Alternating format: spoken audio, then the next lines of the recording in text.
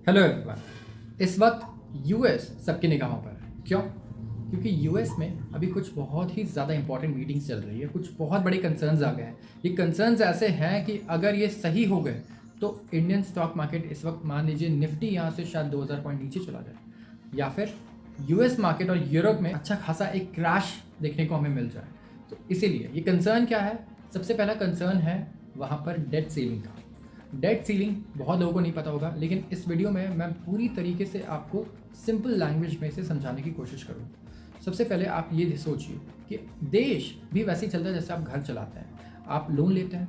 जब आप लोन लेते हैं तो आपको इसके लिए कुछ फिक्स पेमेंट्स करनी होती है, क्योंकि पैसा आप प्रिंट नहीं कर सकते खाली।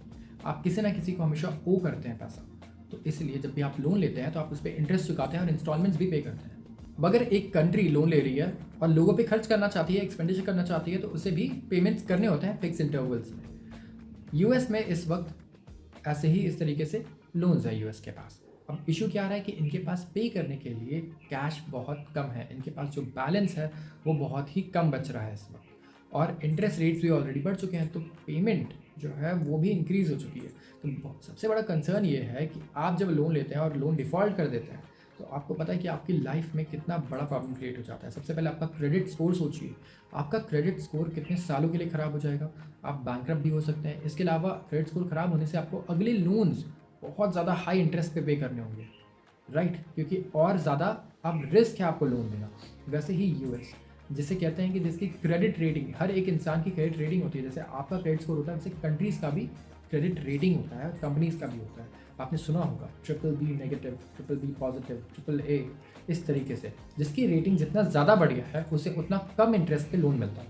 आप ये कह सकते हैं क्रेडिट स्कोर की तरह यूएस का बहुत ही अच्छा है। लेकिन अगर इसने डिफ़ॉल्ट किया तो ये रेटिंग जो है, क्रेडिट रेटिंग, इसकी ख़राब हो जाएगी। इसकी वजह से बहुत ज़्यादा केओस हो सकता है ऑल ओवर द ग्लोब। क्यों? क्योंकि यूएस को अब और ज़्यादा इंटरेस्ट पे आगे लोन्स मिलेंगे और उसकी इकोनॉमी को लेके भी बहुत बड़े बड़े सवाल उठेंगे। होने के चांसेस क्या है? होने के चांसेस बहुत ही कम है। क्यों?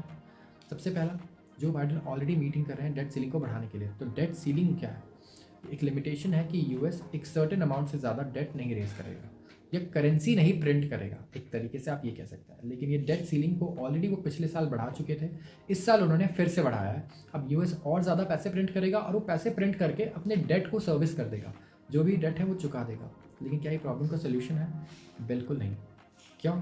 क्योंकि आगे भी ऐसा सिचुएशन फिर से होगा, क्योंकि आप और ज़्यादा पैसा रेस प्रिंट कर रहे हैं। तो अगली बार फिर उसे डेट सीलिंग रेस करनी होगी, जैसे उसने पिछली बार किया है। तो इसका एंड रिजल्ट क्या है? मे बी एंड रिजल्ट ये है कि ये अभी सिर्फ इसे टाल रहे हैं। आगे जाके ऐसा कुछ फेस करना पड़ सकता है यूएस को, जहां वो डिफॉल्ट कर दे अपने लोन्स को और एक बहुत बड़ा केओस क्रिएट हो जाए। इस वक्त ये इसे टाल भी क्यों रहा है? क्योंकि ये इलेक्शंस का वक्त है सबसे पहले, और इलेक्शंस के वक्त कभी भी कोई गवर्नमेंट नहीं चाहेगी कि लाखों करोड़ लोगों का पैसा डूब जाए या नुकसान हो जाए उनकी वजह से। कुछ बहुत ही ख़राब डिसीजंस लिए गए उनके द्वारा, जिसकी वजह से इन्हें डेट सीलिंग बढ़ानी पड़ रही है। जिसका मतलब आप समझ गए होंगे क्यों बढ़ानी पड़ रही है। क्योंकि इन्हें इंटरेस्ट पेमेंट करने हैं, जैसा कि हर एक इंसान को और हर एक कंट्री को करने होते हैं जब वो लोन लेते हैं, और उनके पास कैश बैलेंस अब बहुत ही ज़्यादा कम है उनकी ट्रेजरी के पास।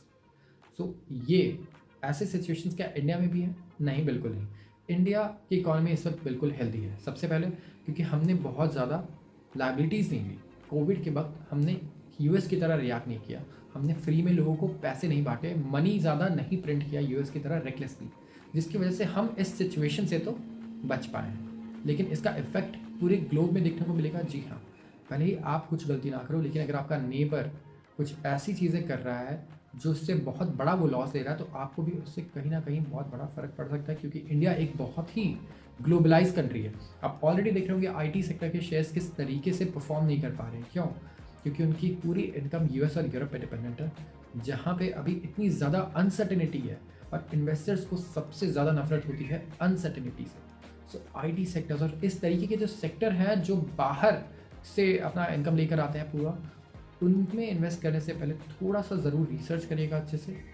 लेकिन जो इंडिया में डोमेस्टिक कंपनीज़ हैं वो उन्हें कुछ फ़र्क नहीं पड़ने वाला ज़्यादा, एंड वो मुझे लगता है कि रेवेन्यू या सेल्स किसी भी दूसरे फैक्टर पे कोई फ़र्क नहीं पड़ना चाहिए।